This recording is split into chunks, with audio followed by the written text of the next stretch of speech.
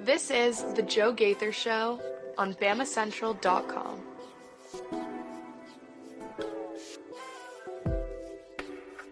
Good afternoon, Tuscaloosa, Internet World, West Alabama. How are you doing out there? Everybody who's watching the Joe Gaither Show right here on Bama Central and BamaCentral.com. You're checking us out on YouTube, on Facebook, and on Twitter. You're listening to us on Spotify, on Apple Podcasts, and on Amazon. And we appreciate everybody who has subscribed, rated, and reviewed the show on all your favorite podcast platforms. We are a proud part of the Bama Central Broadcasting Network, along with our friends Blue Collar Unplugged, Matthew Gibson, Jacob Pickle, and Blake Byler, bringing you Blue Collar Unplugged each and every week, talking Alabama basketball. And so we are having a great Tuesday. Hope you guys are having a good Tuesday as well. It's a fun week. It's a weird week. It's Super Bowl week, but really my focus is all on SEC basketball. So we'll talk about SEC basketball. We'll talk about the midweek slate today. We'll talk about tomorrow's National Signing Day. Alabama is expecting to receive 3 signatures tomorrow.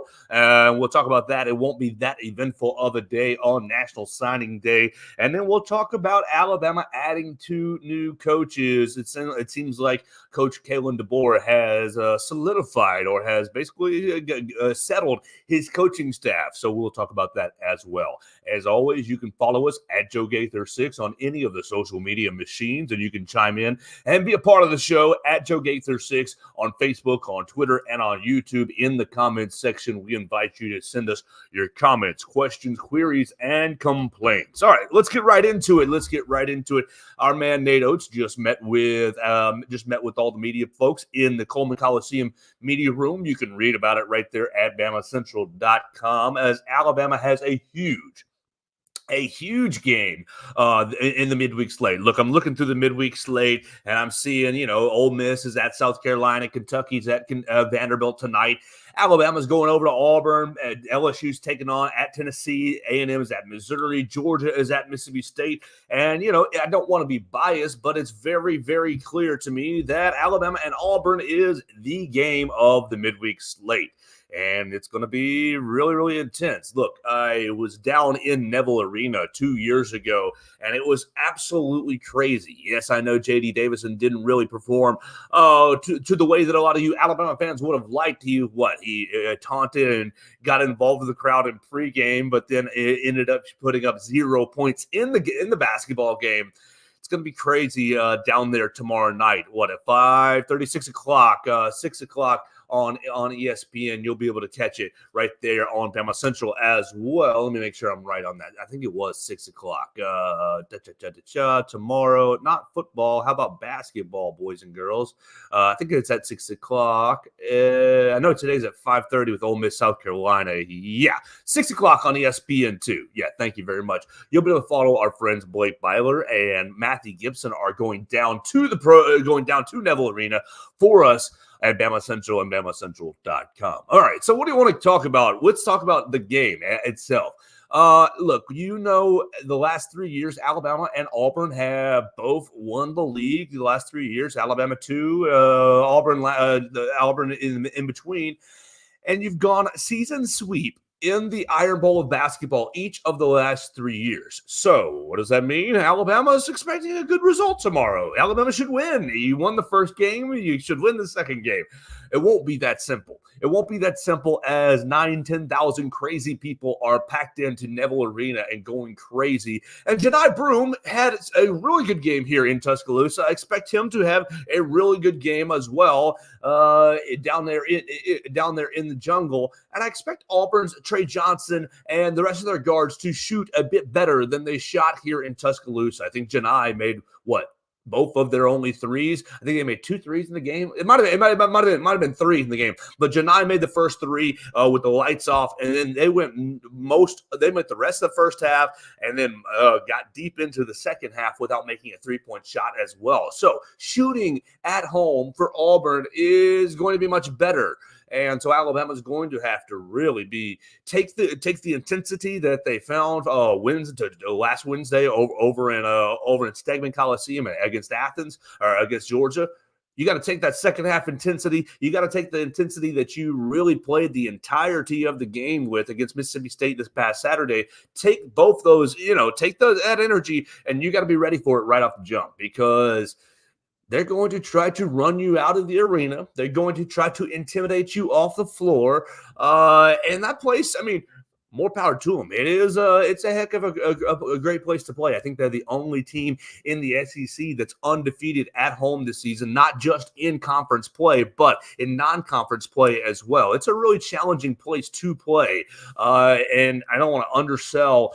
I don't want to undersell the intensity. Look, I have never been in. What's the loudest places you've been in your life? Neville Arena 2 years ago has got to be in the top 5 for me. It's absolutely insane how they pack the place, the way the floor is, down into the arena. The arena, everybody's stacked on top of the floor. It doesn't hurt that they're actually a good basketball team as well. I think it's the first time I read in 40 years. Is that what I read? That both teams were ranked in the top 20. Oh, is that what I saw from Blake Byler? Let me correct myself, because that doesn't sound right. Blake Byler 45. You can make sure you follow our friend Blake Byler on the social media machine at Blake Byler 45. Where was his stat there? First time, in nearly 40 years. Wow, he was right. The first time Alabama and Auburn have met as top 20 teams since January 21, 1987. Number 13, Alabama beat number 17, Auburn in Coleman Coliseum. So this is the first time since 1987 both squads are in the top 20. Wow, what a crazy coincidence there. I think it's going to be a hell of a game. And look, if you're more into Ole Miss and South Carolina, that's great. If you're into, LSU and Tennessee, that's great. But if you're just into basketball as a whole, it's going to be the midweek game to watch right here in conference play. It's huge for conference standings. It's huge because Alabama, look, we touched on it yesterday. Alabama's got a 1-game lead over South Carolina and over Auburn, and holds currently the tiebreaker over South Carolina, and holds sort of the tiebreaker against Auburn. Yes, you won the first game, but when you play 2, if they are able to win tomorrow, they even up. Alabama and Auburn, they even up the conference record. I think that would make them both 8-2. I think that's what that would be if Auburn wins, and they would both be tied right there on the top line, and you'd have to go to further tiebreakers that I am not aware of with a 1-1 record. So it's a huge game. If Alabama wins, they can basically bump Auburn down to 2 games back and say you have the tiebreaker over them with the 2-0 record. Am I expecting an Alabama win? No. Golly, part of me is the crazy side of me is the crazy side of me is just because of the way that Alabama has played over the last several, since the Tennessee loss. Since losing to Tennessee, they've won 4 in a row. Is that right? Oh, yeah, you've won. 1, 2, 3. Yeah, you won 4 in a row. And obviously your best win is against Auburn there at home. But you had the second half comeback against Georgia. You really, in my opinion, dominated Mississippi State. You dominated Mississippi State. Now, State did the State things to help you as far as, poor 3-point shooting, turning the basketball over. And, they are a little bit limited offensively. But I thought you played arguably your best game of the season this past Saturday against Mississippi State. Do you want to shoot 31% from the 3-point line? No, but if you're shooting 48 3-pointers, then it doesn't hurt you as bad. Do I think Alabama's going to put up 48 threes tomorrow? No, I don't. But I think they're going to spray and pray a lot. What I'd really like to see is Jaren Stevenson continue his ascension, continue his improvement. Jaren and Grant have both in the SEC play, since SEC play has really started, I think have both really improved their games. You take Grant Nelson from January, the last game against Liberty, the end of December, and you take him now, here we are, February 6th, a month and 6 weeks or so. The last 6 weeks for Grant Nelson, I think he has gotten a lot closer to the player that Alabama fans were expecting in the summer. I think Alabama fans were expecting maybe in the summer a little bit too much out of Grant Nelson, are expecting probably, an 18-point scorer, 16-point scorer, and a 8, 9, 10 rebounder. He hasn't really been that. He hasn't really been that on the offensive end. But the last 3 weeks, particularly, especially in the second half against Auburn, where Ryland Griffin challenges him on the bench, and he rises to the challenge. He says, okay, my three-point shot's not really falling. I'm going to get to the rim. Grant's committed. He's been committed to the defensive end really since the start of conference play, and that was on display on Saturday night against Tolu Smith. It was on display a couple of weeks ago, mid-January, when Alabama went to Mississippi State, and he guarded Tolu Smith again. I think maybe rising to the Tolu Smith challenge has allowed Grant Nelson to prove something to himself, and thus the defensive side of the floor has come along for Grant Nelson, and you've seen subsequently the offense is falling into place as well. The second half against Auburn, the 2 3-point shots in the second half against Georgia, he's really been finding himself and saying, okay, here's where I fit into this offense. If I can just add the 8 to 12 to 14 points, if I can just get to the rim. I mean, his free throw shooting has been incredible, impeccable. So you get to the rim, you accentuate the things that you're good at. Maybe the three-point shot isn't necessarily your biggest weapon, Grant Nelson, but I think, he might be a little skinny, but he's found a great deal of toughness, I think, over the last 6 weeks, and I think that it should be commended. Now, as far as Jaron Stevenson, Jaron went, 4 of 6 from the three-point line on Saturday. He was 4 of 4. Jaron, he was compared to Noah Clowney at the beginning of the year by Nate Oates, and I think that you are starting to see that comparison bear fruition. You're starting to see that comparison start to kind of come together. Is he as menacing on the defensive end as Noah Clowney? No, he isn't. But he's able to pop the three-point shot and stretch the floor in such a way that it allows Aaron Estrada, it allows Ryland Griffin, it allows Latrell Wrightsell and Mark Sears particularly to get into the lane because he's pulling his defender away from the help side defense, away from help side defense. And so you've got these guards who are pretty proficient. I think Aaron Estrada and Mark Sears are really proficient at getting to the hole and getting to the lane and finishing at the hole. And so you use Jaron to stretch the floor and open up the lane a little bit more. And I think that you're starting to see over the last 5-6 games real improvement from this Alabama basketball team. Alabama jumped into the top 16, jumped into the AP poll top 25. They came in at 16. It's going to be a blast. Oh, gosh, on Wednesday. I think Auburn's going to be feeling very, very desperate because they know if they can win, they jump back into that first place line. They jump back into SEC regular season championship is on the line. Now, obviously, there is the next 4 or 5 weeks to go in basketball, so it's not going to be over. It's not going to be settled by Wednesday's result, but Wednesday's result's going to go a long way. Alabama's going to Auburn. Alabama's going to Kentucky, bringing Tennessee to Coleman Coliseum. You've got several interesting games left on the schedule, having a home and home with the Florida Gators. Look, to go to Neville Arena, if you're able to win that game, that's a game where, pundits are probably going to expect you to lose. And most folks are going to say that, if you lose to Auburn on the road at Auburn, it ain't that big a deal just because of how crazy it is over in Neville Arena. But if you were able to win it, what is that confidence boost? What is that confidence boost going through the rest of the year? Now, I feel very strongly that Alabama is going to go down to Baton Rouge on Saturday and beat the LSU Tigers. But if you win that game, Wednesday. The result on Saturday, I think, is still, is not dependent on Wednesday's result. The biggest thing is you win on Wednesday. How much confidence does that give you going to Rupp Arena in a couple of weeks? Going up to take on big. And I know Kentucky not necessarily been as good as advertised, especially struggled the last last 2 weeks or so. They lost at home this past weekend to Tennessee. They've got a get-right game tonight against Vanderbilt as a 10.5-point favorite. I know Kentucky hasn't been the be-all, end-all Kentucky Wildcats that everybody's afraid of. But going to Rupp is no joke. Going to Kentucky is not easy. And for Tennessee to win on Saturday is impressive.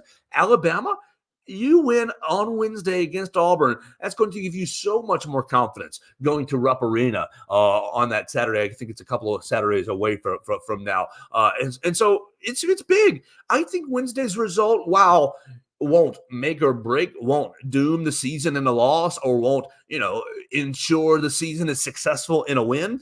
I think it definitely pushes you in one direction or the other. Coach Oates today in the Coleman Coliseum media room was asked about his coaching job so far this season, because you all know he's turned over the coaching roster, his coaching roster. All three assistant coaches are brand new, and really keeping three guys from last year's team. Most of the roster is brand new.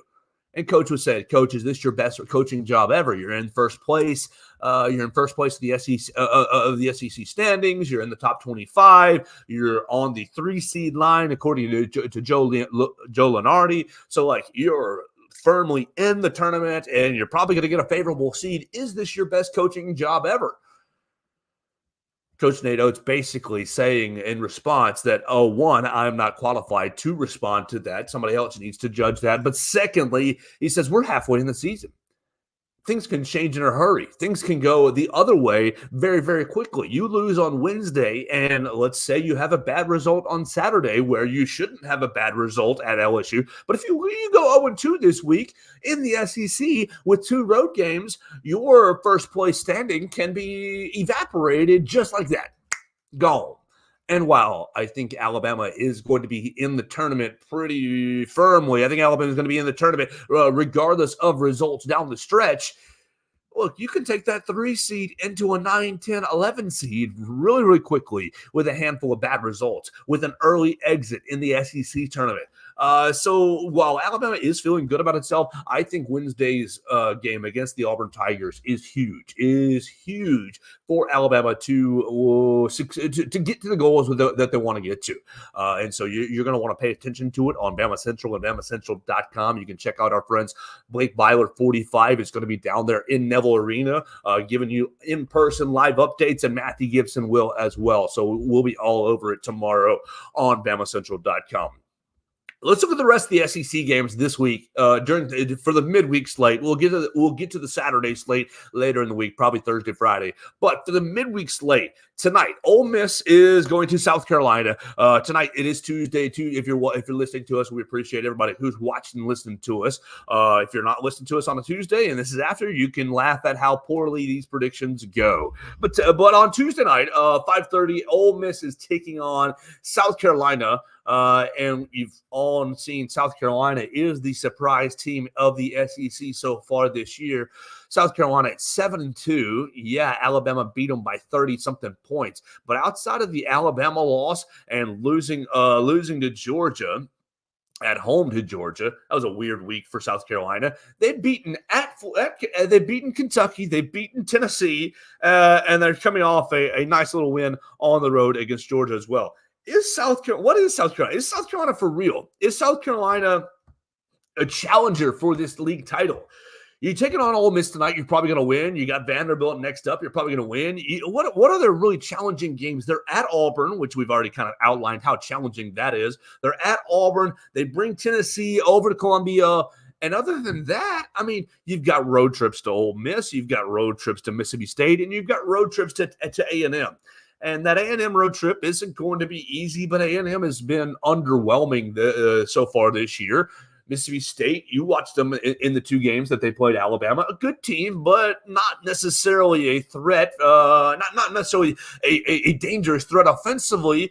I think South Carolina is, going to end up with the top 3 seed for the SEC tournament.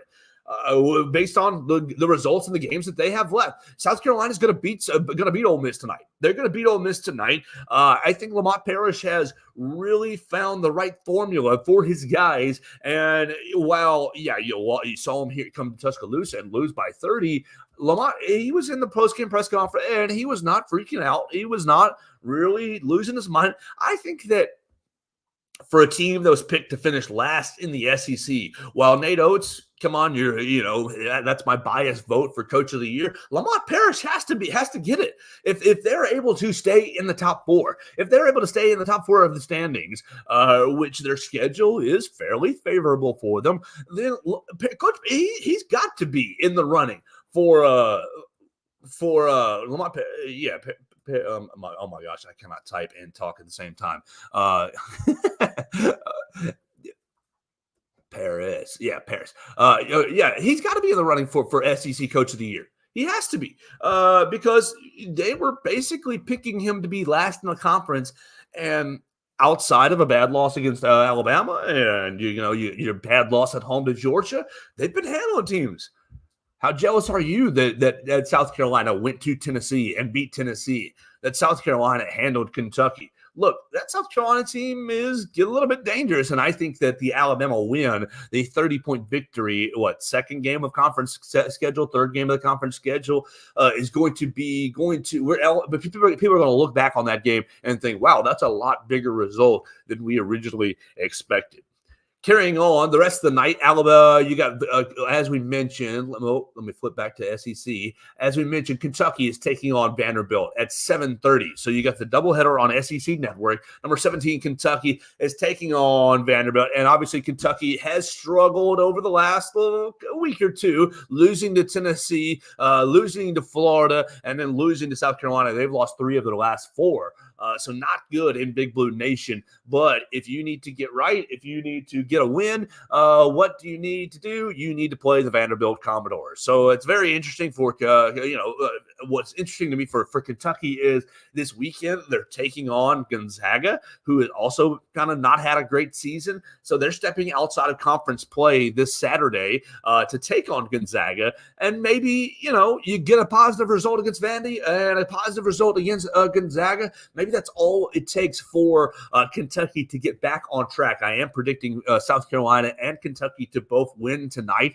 But Kentucky, look at the rest of their schedule. They're at Auburn. They have Alabama at home.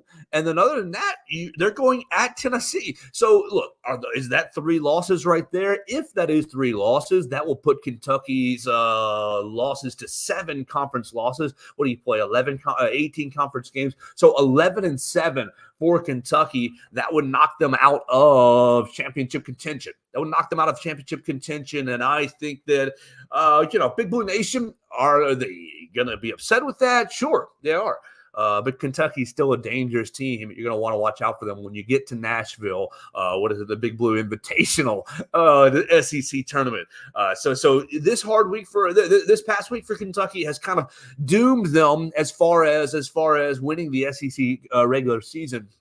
Especially with 3 challenging games left to go. They're going to have to win them all. And I think that they'll at least lose one of them. Maybe it's at Tennessee, maybe it's at Auburn, or maybe it's Alabama at home. I think they'll at least lose one of them, and that will ensure that they are not winning the SEC regular season.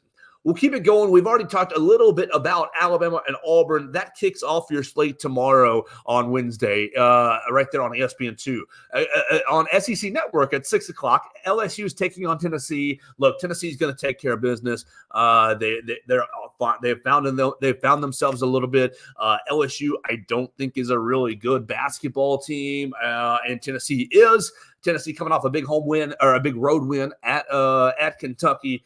I think they're going to handle business pretty well against LSU. All right, A&M is at Missouri. Oh, my gosh, poor Missouri. What are you going to do? What is it going to take to get Missouri a conference win? Missouri at 8-14, 0-9 in the league, bringing Texas A&M at home on Wednesday night, 8 p.m., ESPN2, right there after the Iron Bowl of basketball. I'm sorry, it's not going to be a good game. A&M is going to cakewalk to a victory. And then lastly, on ESPN at 8 o'clock on SEC Network, Georgia is taking on the Mississippi State Bulldogs. I think the Bulldogs, the Mississippi State variety, will bounce back and win at home against Georgia. Georgia coming off a loss as well to South Carolina. I think that's going to pretty much be your midweek slate. So let me circle these winners so I can keep up with myself. I'm taking South Carolina. I'm taking Kentucky. I'm taking Tennessee. I'm taking A&M. And I'm taking Mississippi State. Now, what are we going to do What are we going to do for Alabama and Auburn? The Iron Bowl of basketball. Oh, my gosh. What are we going to do? I think Auburn's going to walk into the game, a 2.5, 3-point favorite just based on home court advantage. Oh, we're going to let the gum glasses lead me through. Alabama's going to win. Alabama's going to win. It's not going to be a blowout. Golly, it's going to be very, very close. I'm going to say Alabama wins. Oh, as I write this down in pen, 79-77. That's what I'll say. 79-77. Alabama wins over in Neville Arena on Wednesday night. So make sure you're following our friend Blake Byler and Matthew Gibson as they're giving boots on the ground coverage. All right, so let's talk about National Signing Day. We appreciate everybody who's watching us right here on YouTube, on Facebook, and on Twitter, who's listened to us on Apple Podcasts, Amazon, and on Spotify. You can check out the show, The Joe Gaither Show, on any of your podcast platforms. Subscribe, rate, and review the show. Tell a friend about the show as we are getting a little more people, a little more listeners, a little more viewers each and every day, and I appreciate you guys so much for doing so. Let's talk about National Signing Day, as tomorrow is officially National Signing Day for college football. And are you excited for it? We'll just use the question mark in the tone of voice. Are you excited for it? I'm excited for it just because it's the next day on the calendar, absolutely. But really, as Coach Saban predicted, and Coach Saban has pretty much always been right about a lot of these things. Coach Saban, 5 years ago? Yeah, roughly 5 years ago, when the National Early Signing Date was implemented, Coach Saban said, do we want to do this?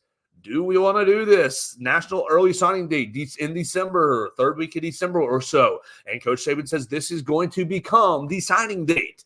And it really has become the signing date. Alabama has 26 guys in the class. They had 28.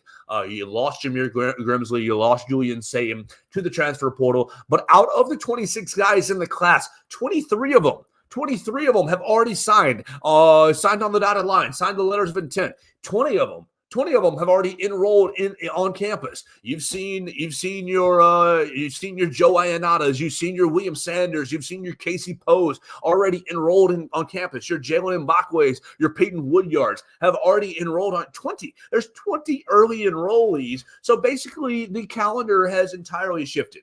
Whereas when I was in high school, it would be a madhouse. Tomorrow would be an absolute crazy day watching these guys sign their letters of intent and get on campus or sign their letters of intent and join the class officially. You remember you've had all kinds of signing day drama with the Quanjo brothers, with Reuben Foster. You've seen signing day drama throughout the Nick Saban tenure, but really over the last handful of years, the signing day drama has dissipated to a large degree.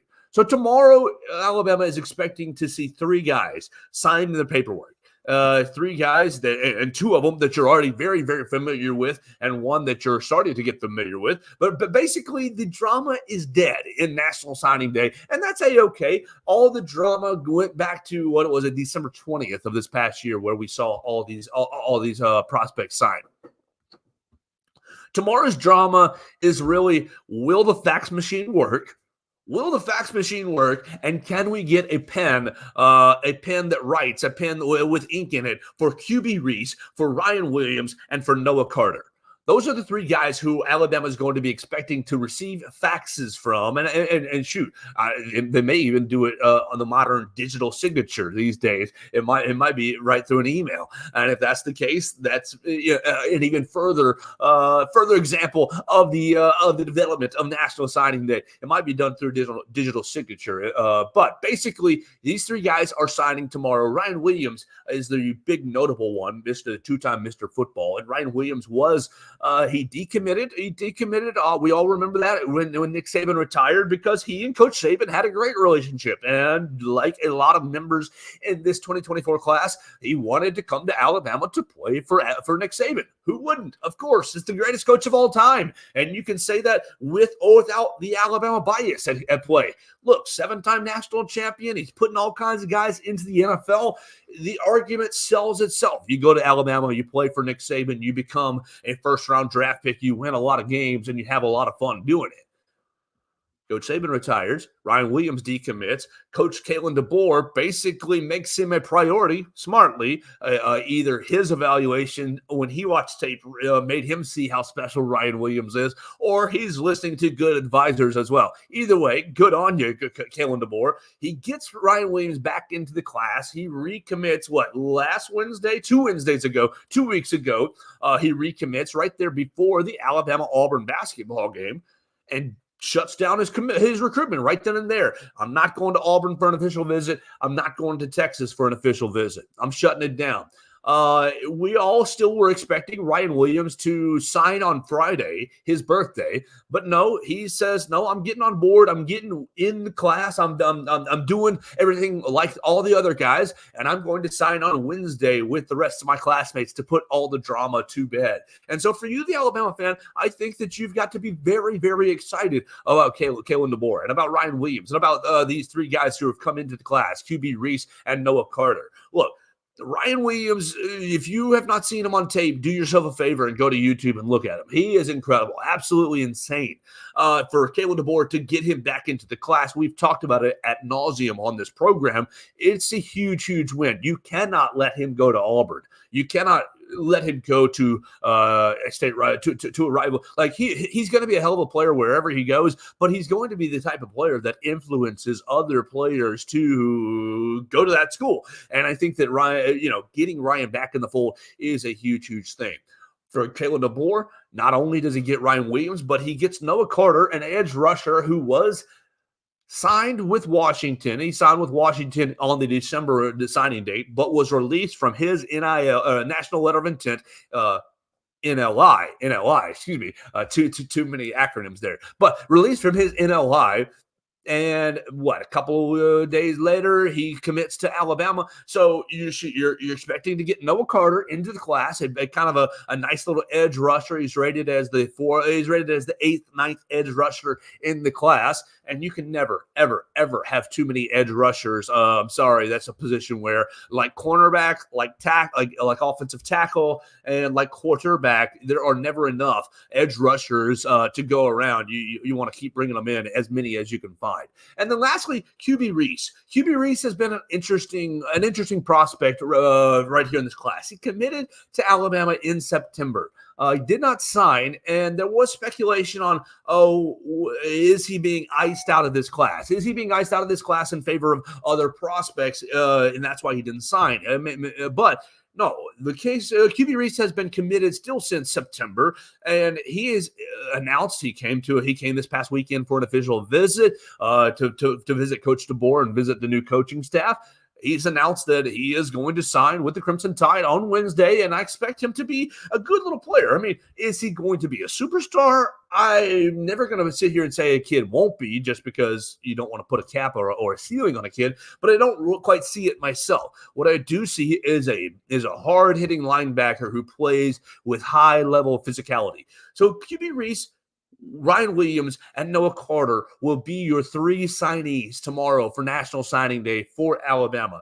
And, it just goes to, I don't think that Coach Saban knew that or was planning on retiring just overtly. I think that the circumstances all played, everything kind of played out correctly for him to make that decision on that Wednesday day. But one of the things people are talking about, Coach Saban, does he want the program to succeed when he's gone, or the transition was good or bad?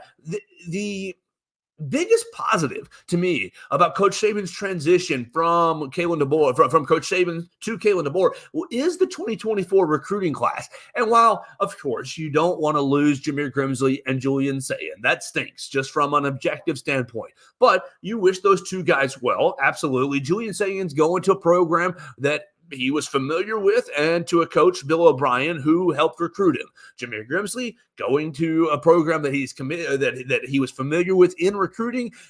Florida was one of his final 3, and is closer to his to his parents, to his hometown. So you wish good things for both those guys. But for Coach Saban to basically lock up the entire class. Now, of course, it is customary and it is, courteous to release the guys from their national letter of intent if they so desire, as Alabama, as Kalen DeBoer did with Sayin and with Grimsley. But pretty much the rest of the class, yeah, a couple of guys flirted with asking out of their national letter of intent, and a couple of guys flirted about reopening their recruitment. But no, they did. As a whole, I mean, you can look in the window, but nobody bought. They looked in the window at other schools and other opportunities, but they said no. I'm good here at Alabama. You've got a class who is rated number 2 in the country and basically gift wrapped to Kalen DeBoer, gift wrapped and said, hey, just be nice to these guys in the next couple of weeks. Just make good relationships and sell your vision to these guys over the next couple of weeks, and you're going to have a pretty solid recruiting class. You're going to look. 24/7 Sports rates them as the number 2 class in the country. So you want to go with On3, you want to go with Rivals, wherever you want to go. It's a top 5 class in the country. And Coach Saban essentially gift wrapped it to Kalen DeBoer and said, okay, your first class is in the bag. All you got to start worrying about is the 2025s. And look, and maybe 1 or 2. Oh, shoot, Ryan Williams. Go get Ryan Williams back in. Get your boy Noah Carter back in. Make sure QB Reese is going to sign on signing date. And then from there, it's all in on the class of 2025.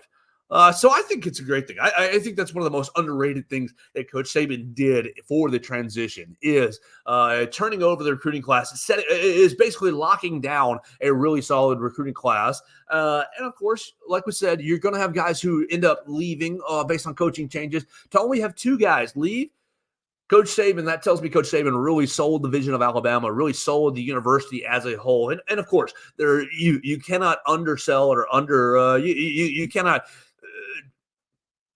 go and basically say that, you can't undersell what Coach Saban's value was to the class. But with Coach Saban off the table, all you have left is to sell the university, sell Alabama, and then you've got Coach DeBoer's system and processes. And I think that over the last couple of weeks, he has done that and resold, the 2024 class in on Alabama. So it's going to be a lot of fun tomorrow to see those 3 guys sign. You got 3 loose ends to tie up. You can read about those loose ends right there on BamaCentral.com. So we appreciate everybody who's checking out all the recruiting work on BamaCentral.com. We're hopefully going to catch up with QB Reese. QB Reese and I have been DMing. Hopefully we're going to get him on the show very, very soon to talk about his visit, to talk about his high school time, and really just about transitioning into the Alabama Crimson Tide program. Let's finish this up by hitting on just a couple of things coaching-wise for Alabama football. Alabama football brought two coaches in the fold yesterday, mid-evening. You saw news of, let me make sure I have this right, William Inge, co-defensive coordinator from Washington, is coming in to be a linebackers coach for Alabama. And this now makes your 3rd defensive coordinator, former defensive coordinator, to come onto the staff. You got Kane Womack, you got Maurice Linguist, Cohen Hitchler, and William Inge. So 4 guys on the staff with defensive coordinator experience. Kane Womack obviously will be that head defensive coordinator, but he's going to have a lot of help with Linguist, with Hitchler, and with Inge as guys who have defensive coordinator experience at high level college football. So William Inge has really been with Coach DeBoer since their time at Fresno State, and really since their time at Indiana. They spent the one season, the 2019 season, at Indiana together.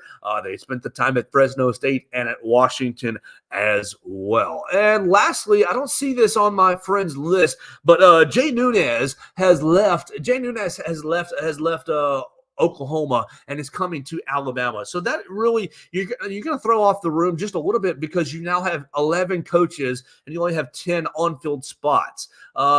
There have been kind of discussions that maybe Jay Nunez is going to be more of an analyst and not be on the field, but you got to have somebody who's going to coach special teams, and he has experience in that. I think, special teams kind of comes a little bit naturally, more naturally to some than others. And so you got to have somebody that coaches the specialists up and gets everybody into the personnel packages when that time arrives during games. But with the announcement of William Inge and Jay Nunez, you basically have all your coaching spots full. The entire coaching spot, you got Kane Womack, Freddie Roach, Maurice Linguist, Colin Hitchler, William Inge, Ryan Grubb, Nick Sheraton, Scott Huff, Robert Gillespie, and Jamarcus Shepard to go along with Jay Nunez as well. So there's your coaching staff. It's time for you guys to start doing deep dives on those names. Those are the guys who are going to be leading your Crimson Tide forward this year. So Coach,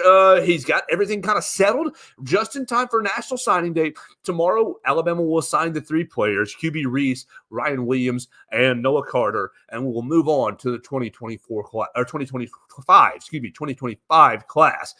That is loaded in the state of Alabama. The 2025 class is loaded. We hit on it just a tad bit yesterday with Naeem Alford committing to Ohio State, a huge commitment for Ohio State. The 2025 class is bleeping loaded with Zion Grady, Naeem Alford, and many, many others right here in the state of Alabama. So we're looking forward to getting involved and starting to get to know the 2025 class as well. So we appreciate everybody who's watched us today. We talked a lot of SEC basketball right off the start of the program. We talked about National Signing Day as well in the middle, and we finished up with Alabama coaches, the new additions to Kalen DeBoer's staff. We appreciate everybody who's watched us today on YouTube, on Facebook, or on Twitter. You can leave a like, a comment, you can review, you can leave a thumbs down, whatever you like, right there on all of our social media pages at Joe Gaither 6 on any social media that you are into. That's where I am on that social media at Joe Gaither 6. We're on YouTube at BamaCentral on the BamaCentral YouTube channel. We want to encourage you to follow us at BamaCentral on the X Machine, at Alabama Crimson Tide on Sports Illustrated, and at BamaCentral SI on Instagram. So for you guys, the listener, the viewer, I appreciate y'all so much. We'll be back tomorrow to make sure that we are ready for the Iron Bowl of basketball. It's going to be an intense Wednesday, and we'll be back to talk about it right here on the Joe Gaither Show on BamaCentral and BamaCentral.com.